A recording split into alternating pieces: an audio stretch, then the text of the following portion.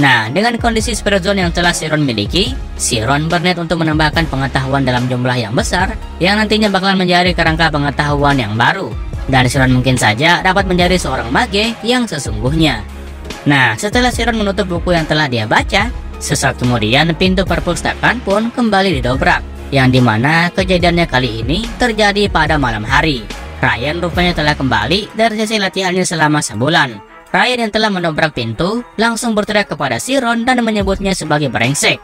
Ryan memberitahu Siron kalau dia selama ini telah melalui neraka dunia sembari menunggu hari ini tiba. Ryan di sana nampak sangat kesal dan pakaiannya juga nampak compang-camping. Siron tidak menyangka kalau tuan muda Ryan ternyata cukup gigih dengan ambisinya tersebut. Siron kemudian balik bertanya kepada tuan muda Ryan kalau apakah dia benar kembali kemari hanya dengan alasan itu. Ryan tentu dengan tegas menjawab kalau tentu saja karena hal tersebut. Dia memberitahu Siron kalau kesulitan yang telah dia alami selama ini pasti tidak pernah diketahui oleh Siron sebelumnya.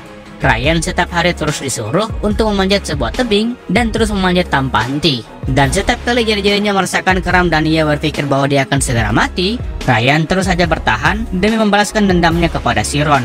Siron nampak cukup terkejut saat mengetahui kalau amarah dari tuan muda sudah sampai ke ubun-ubun. Hal ini bahkan jauh lebih buruk daripada yang Siron pikirkan sebelumnya.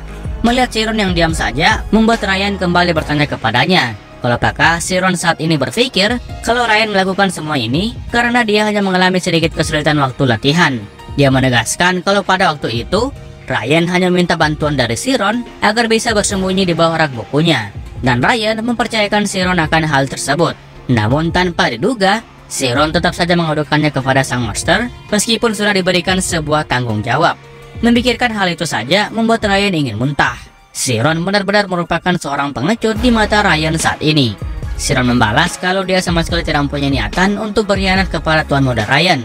Dirinya hanya mengatakan hal yang sejujurnya demi kebaikan dari tuan muda Ryan sendiri. Ryan yang mendengar Siron membalas ucapannya langsung menarik kerah baju dari Siron sembari menyuruhnya untuk jangan menganggap dirinya benar. Seharusnya Siron mengatakan kepadanya kalau pada waktu itu Siron benar-benar menolak buat mengabulkan permintaannya. Siron yang saat ini telah diancam langsung berkata di dalam hati kalau mudah bagi mereka yang mempunyai kuasa untuk mendengarkan logika yang menurut mereka sendiri benar.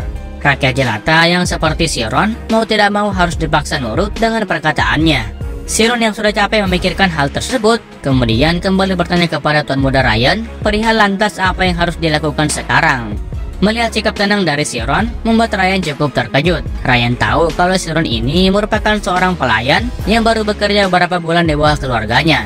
Namun karena sikap tenangnya barusan membuat seakan-akan Siron telah bekerja cukup lama di bidangnya.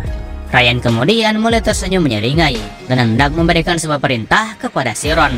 Ryan tahu kalau Siron saat ini lagi meremehkan dirinya. Maka dari itu, Siron pun dimintai oleh Ryan buat ikut dengannya sebentar. Ryan berniat untuk menunjukkan kepada Siron perihal siapa tuan muda Ryan sebenarnya. Nah, pada malam terang bulan itu, mereka berdua pun kini keluar dari perpustakaan dan mulai berjalan ke dalam area latihan. Siron tentu sudah tahu pasti mengenai tempat ini, soalnya dia telah tinggal beberapa bulan di kediaman bangsawan ini. Siron berpikir kalau bakal tuan muda Ryan berniat untuk mengejar dirinya sampai puas. Siron sama sekali tidak masalah buat menerima semua serangan yang dilancarkan oleh tuan muda Ryan. Itu lebih baik daripada Siron dihukum mati olehnya. Siron tidak bisa menyanyiakan kesempatan telah berikan oleh kedua orang tuanya buat memberikan nyawanya kepada mereka yaitu para bangsawan. Siron di sini nampak cukup termenung saat memikirkan hal tersebut. Sesaat kemudian, tuan muda Ryan melemparkan sebuah pedang kayu ke arah Siron. Siron dengan cepat mengambil pedang kayu itu dan mulai melihat pedang kayu tersebut dengan seksama. Siron bingung perihal mengapa dirinya diberikan sebuah pedang kayu. Tuan muda Ryan kemudian mengarahkan pedangnya ke arah Siron dan meminta Siron buat berduel. Ryan sekali lagi menegaskan bahwa dirinya bukanlah seorang pengecut seperti Siron. Dan untuk membayar sikap Siron yang meremehkannya selama ini, maka dia yang ditakdirkan menjadi seorang swordsman terhebat akan menghadapi Siron pada duel kali ini. Siron yang disebut sebagai seorang pengecut tentu langsung berteriak dan kembali membalas ucapan dari tuan muda Ryan bahwasanya Siron yang berperan sebagai seorang pelayan dari House of Ojen harus wajib melindungi martabat keluarga dari keluarga Ojen. Ryan kemudian balik membalas kalau kesalahan fatal yang telah dilakukan oleh Siron adalah mengkhianati dirinya dan malah memihak kepada masternya karena takut dihajar. Ryan tidak menyangka bahwa di saat dia sedang kesulitan, si Ron malah mudah mengkhianati dirinya dan malah berpihak kepada sang master. Tetapan Ryan saat ini seketika langsung berubah dan bola matanya nampak bercahaya. Si Ron seketika menjadi cukup ragu saat dia melihat tatapan mata Ryan yang berubah seketika. Ryan kembali menambahkan, meskipun seberapa besar keluarganya meremehkan dirinya, namun tetap saja dia tidak sudi apabila diperlakukan sama oleh seorang pelayan seperti si Ron.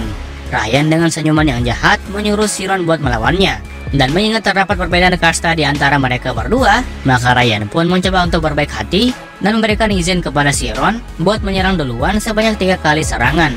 Tatapan mata dari tuan muda Ryan saat ini sangat mencerminkan sifat dari seorang Ojen.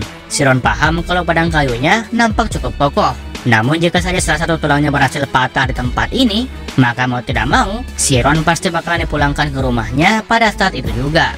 Si Ron di sini sempat bingung mengenai tindakan apa yang harus dilakukan saat ini. Hal yang dia bisa pikirkan saat ini hanya ada satu hal doang, yaitu si Ron bakal mencoba buat memberikan 3 serangan kepada Ryan. Sesaat kemudian, si Ron pun mulai mengangkat pedangnya ke atas dan hendak memberikan serangan kepada Ryan. Namun serangan yang dilancarkan oleh si Ron barusan dengan mudah ditangkis oleh Ryan. Dan serangan ini telah terhitung satu kesempatan bagi si Ron. Si Ron cukup terkejut saat menghadapi sebuah kekuatan yang belum pernah dilawan sampai sekarang. Si Ron kemudian kembali mengencangkan genggamannya dan kembali memberikan serangan kedua kepada Ryan. Namun tentu saja, serangan kedua dari si Ron juga berhasil ditahan dengan mudah oleh Ryan. Ryan kembali tersenyum dan menyebut angka 2. Ryan kemudian mulai terkekeh di depan si Ron, sembari bertanya kepadanya kalau apakah si Ron sudah pernah memegang pedang sebelumnya. Si Ron di sini tidak menjawab apapun saat dia ditanyai seperti itu. Keringatnya kini mulai berjujuran. Kesempatan si Ron kini hanya tersisa satu kesempatan doang. Si Ron kemudian mulai mengaktifkan skillnya, yang dimana dia mencoba untuk menyerang Ryan di saat dia sedang masuki kondisi Spirit Zone. Seluruh partikel dari Ryan kini nampak terlihat dengan jelas di mata si Ron. Aura birunya sungguh amat besar dan juga menyilaukan. Si Ron kemudian mengubah posisi berdirinya dan kembali menyerang Ryan dari arah atas. Melihat si Ron yang mengubah pendiriannya membuat Ryan seketika berteriak kalau serangan kali ini sepertinya bakalan sulit buat dia tahan. 2 pedang kayu seketika sedang berbenturan satu sama lain. Dan mulai dari sekarang, kesempatan si Ron buat menyerangnya kini telah dipastikan sudah habis. Dan kini adalah giliran dari Ryan untuk balik menyerang si Ron. Namun di saat Ryan berkata seperti itu, pedang kayunya tiba-tiba mengeluarkan suara retakan dan seketika hancur tepat di depan mata Ryan sendiri. Ryan terkejut dengan apa yang baru saja terjadi. Dia tidak menyangka kalau serangan si Ron yang terakhir ini dapat menghancurkan pedang kayunya hanya dalam sekali ayunan doang.